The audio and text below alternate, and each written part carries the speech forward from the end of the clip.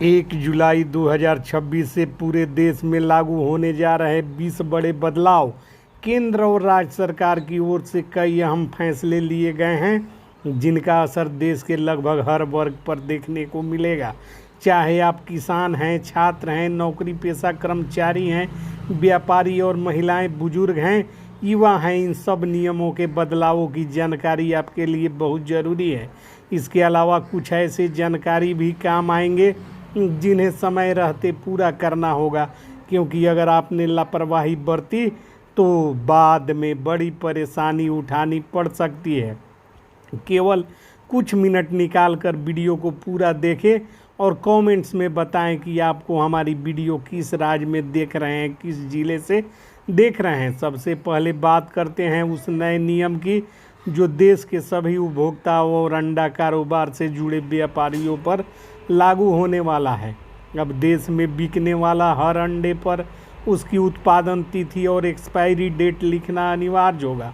सरकार का कहना है कि इससे लोगों तक केवल ताज़ा और सुरक्षित अंडे ही पहुंचेंगे।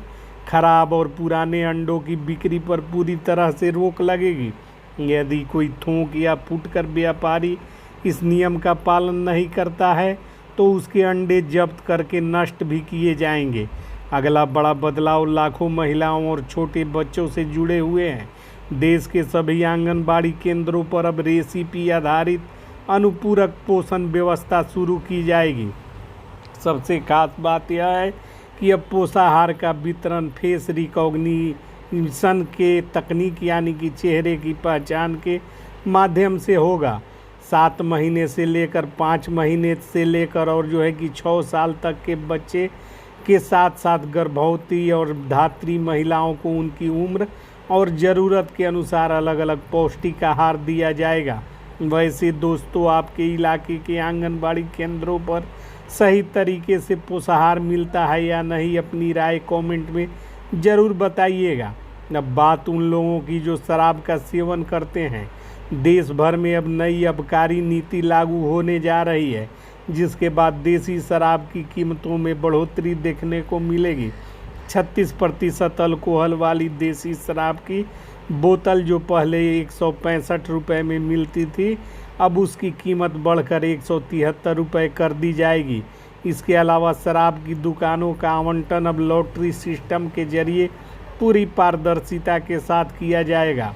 सरकार ने देश की इस नई नीति के तहत आबकारी विभाग के लिए 71,000 करोड़ रुपए से अधिक का राजस्व लक्ष्य भी तय किया है। अब बात करते हैं देश के छात्रों और शिक्षकों के लिए लागू होने वाले नए बदलाव की। नए नियमों के अनुसार स्कूलों में छात्रों और शिक्षकों के मोबाइल फ़ोन लाने पर सख्ती की जाएगी, ताकि बच्चों का स्क्रीन टाइम कम हो सके और उनका ध्यान पढ़ाई पर केंद्रित रहे। इसके साथ ही सभी छात्रों और शिक्षकों के ईमेल आईडी बनाई जाएगी, जिससे डिजिटल शिक्षा को बढ़ावा दिया जा सके। नए शैक्षणिक सत्र में प्रार्थना सभा के दौरान छात्र अखबारों की प्रमुख खबरें पढ़ेंगे। अब एक महत्वपूर्ण बदलाव पुलिस व्यवस्था से जुड़ा हुआ है। नए निर्देशों के अनुसार देश में लगभग 30 प्रकार के मामलों में पुलिस सीधे एफआईआर दर्ज नहीं करेगी। इनमें मानहानि, घरेलू हिंसा, cheque bounce, negotiable instrument act, उपभोक्ता संरक्षण कानून, खनन कानून और पशुओं के प्रति क्रूरता जैसे कई मामले शामिल हैं। ऐसे मामलों में पहले प्रारंभिक जांच की जाएगी और यदि मामला एफआईआर दर्ज करने योग्य पाया गया तभी मुकदमा दर्ज होगा, अन्यथा शिकायतकर्ता को अदालत के माध्यम से कार्यवाही करनी होगी। सरकार का कहना है कि इस व्यवस्था का उद्देश्य झूठे मुकदमों पर रोक लगाना और निर्दोष लोगों को अनावश्यक कानूनी परेशानियों से बचाना है। इस बदलाव पर आपकी राय क्या है, कमेंट में लिखिएगा ज़रूर। अगला बड़ा बदलाव न्याय व्यवस्था को लेकर है। प्रदेश में लंबित मुकदमों की संख्या कम करने के लिए सरकार लगभग 900 नई अदालतें स्थापित करने की प्रक्रिया तेज कर रही है। इनमें उच्च न्यायिक सेवा की अदालतें, सिविल जज, सीनियर डिवीज़न और जूनियर डिवीज़न की नई अदालतें भी शामिल होगी। उम्मीद की जा रही है कि इसमें मामलों की सुनवाई तेज़ी से होगी और लोगों को जल्द न्याय मिल सकेगा। अब बात पूरे देश के नागरिक के लिए अगले बड़े नियम की। यदि जनगणना के दौरान अधिकारी आपके घर आए और आपकी संपत्ति, वाहन या अन्य जरूरी जानकारी जानबूझकर छिपाते हैं तो आपको कानूनी कार्यवाही का सामना करना पड़ सकता है।